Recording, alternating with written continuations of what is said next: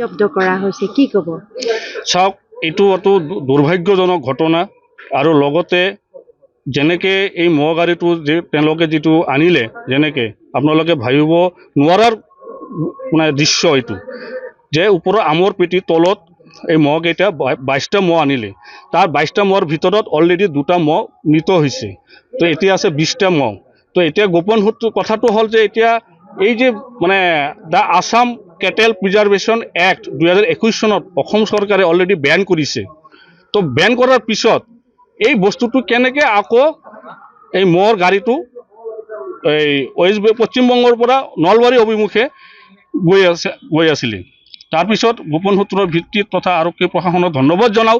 আৰক্ষী প্ৰশাসনে অলৰেডি বহুত কষ্ট কৰি ৰিকভাৰী কৰি বিজনী থানালৈ আনে। তো এতিয়া কথা হ'ল যে আমাৰ অসম চৰকাৰৰ যিটো বেন কৰিলে এই বস্তুটো, বেন কৰাৰ পিছত তেওঁলোকে যিটো চিণ্ডিকেট, মহৰ যিটো চিণ্ডিকেট, এইটো বন্ধটো হোৱা নাই।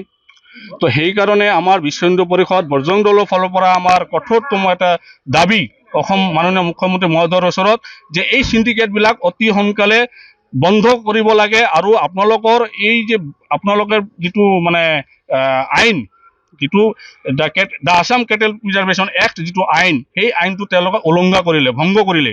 তো ইয়াৰ বিৰুদ্ধে মাননীয় মুখ্যমন্ত্ৰী মহোদয়ৰ ওচৰত বিনম্ৰভাৱে অনুৰোধ জনাওঁ যে আপোনালোকে এই যিবিলাক চিণ্ডিকেট অলৰেডি চলি আছে, এইবিলাক কঠোৰ হাতেৰে দমন কৰিব লাগে। আৰু লগতে এইটো কৃষিজাত ব্যৱহৃত যিবিলাক জন্তু পৰিবহণ কৰি লৈ যোৱাটো এটা অপৰাধ। মানে কৃষিজাত বস্তু যিবিলাক জন্তু ব্যৱহৃত হয়, তো সেইবিলাক পৰিবহণ কৰি লৈ যোৱাটো এটা অপৰাধ। এইবিলাক বস্তু নজৰ ৰাখি কঠোৰ এইবিলাক বিৰুদ্ধে মানে কঠোৰ ব্যৱস্থা কৰিব লাগে অসম চৰকাৰ। আৰু লগতে আমাৰ আৰক্ষী প্ৰশাসনক তেওঁলোকে বহুত কষ্ট কৰি আজি তেওঁলোকে গাড়ীৰ পৰা নমাই আনিলে। আৰু অতি দুখৰ বিষয় যে 22টাৰ ভিতৰত 2টা অলৰেডি মৃত হৈছে আৰু 20টা অলৰেডি আছে।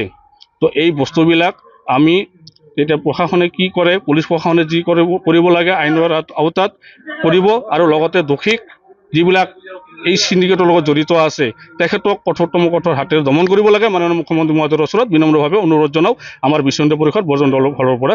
ধন্যবাদ।